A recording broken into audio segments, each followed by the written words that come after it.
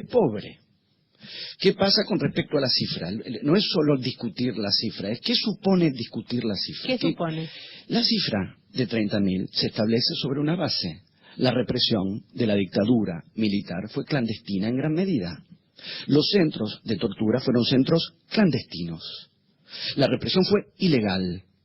Y aun cuando la dictadura militar terminó, no hubo apertura de archivos ni información con respecto a la medida, ni la medida, porque digo mal medida otra vez son números. ¿Qué pasó con los desaparecidos? ¿Dónde están? Ningún militar, perdóname Martín, pues esto es importante, a lo largo de los juicios de Leza dijo una sola palabra. Exacto. A lo largo de todos estos años. Entonces, la cifra 30.000 como postulación, por eso están, perdón, voy a tratar de decirlo más suavemente. Decilo como quieras. Es tan imbécil y es tan de mala fe. Decir... ¿Cuestionarla? No es un problema de cuestionar.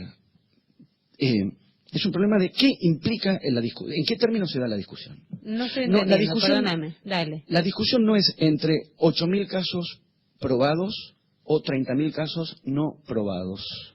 Lo que daría la razón a que hay 8.000 o 9.000 que son los casos probados. A mi criterio... Probados es probados denunciados en la CONADEP. Denuncias fehacientes, exacto. En los juicios, ok. Para mí, a mi criterio, el problema de la discusión es que precisamente lo que la cifra 30.000 expresa es que no hay pruebas porque el Estado no da la información con respecto a lo que pasó.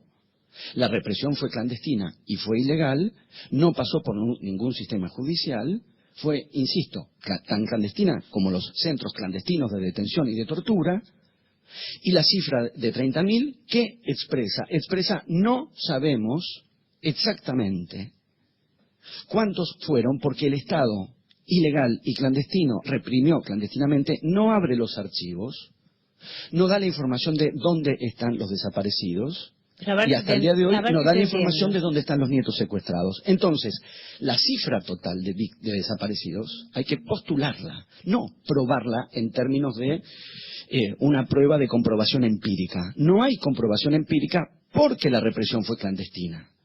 Situarte en 8.000 casos es atenerte, es, ¿cómo decir? Darle la razón y suprimir la dimensión clandestina e ilegal de la represión, como si contáramos con toda la información. Pero sería darle la razón, digamos, a los miembros de la dictadura. Es entrar en su lógica. Es entrar en la lógica de la dictadura. Es entrar en la lógica perversa de la dictadura, que es, te enteraste de 8.000, pudiste probar 8.000, entonces hay 8.000. No, pude probar 8.000 y sabemos que hay miedo a denunciar, miedo a represalias, el aparato represivo de la dictadura. Pero muy probablemente no está del todo desarticulado hoy. Una pregunta incómoda, ¿no? Pero, a ver, si con esa misma lógica, y entiendo perfectamente, y la verdad que es la primera vez que lo entiendo, ¿por qué 8.000 sería, digamos, entrar en la lógica de los genocidas? Pero podrían ser entonces 15.000, 20.000, 25.000, 27, 30, 35, 40. Se postula una cifra a partir de la estimación de los casos no denunciados. Porque mucha gente decía, sí, efectivamente, tengo un primo, hay un sobrino, pero yo no quiero hacer la denuncia. No me animo a hacer la denuncia. Tengo miedo de hacer la denuncia. Insisto, ¿todavía hay razones para temer? Todavía hay razones para temer. Julio López fue desaparecido en plena democracia, con una democracia relativamente consolidada. En 1984, 1985, el miedo a dar testimonio, el miedo a formular una denuncia, mucho mayor.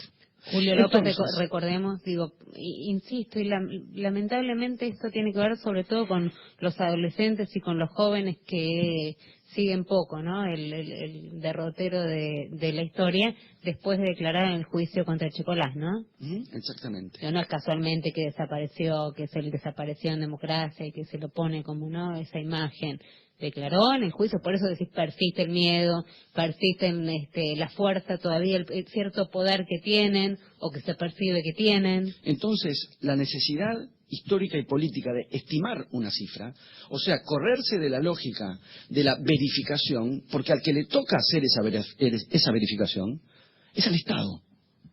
El Estado es el que tiene que informar a cuántos asesinó y dónde están sus cuerpos, a cuántos bebés robó y dónde están ahora. El Estado tiene que informar. ¿Cómo? La dictadura nunca reveló sus archivos. ¿Cómo? La dictadura no lo hizo, no lo va a hacer, se negaron sistemáticamente a declarar en todos los juicios. A eso se responde políticamente con la cifra 30.000. a esa clandestinidad de la represión, a ese cinismo macabro de no revelar dónde estaban los cuerpos de los desaparecidos y tener a los familiares, en muchos casos, buscando hasta hoy para dar al menos con los cuerpos, al hecho macabro de que los secuestros producidos en aquel momento siguen siendo secuestros porque sigue habiendo hijos de desaparecidos que no sabemos dónde están y en manos de quién están, al hecho macabro de no dar esa información se responde con la cifra 30.000, que es justamente la denuncia expresa de que la información fehaciente no la tenemos. Y no la tenemos porque por impericia propia, no por el carácter criminal clandestino de la dictadura militar. El que ajusta de 30.000 a 8 o abre la sola apertura de esa discusión en estos términos,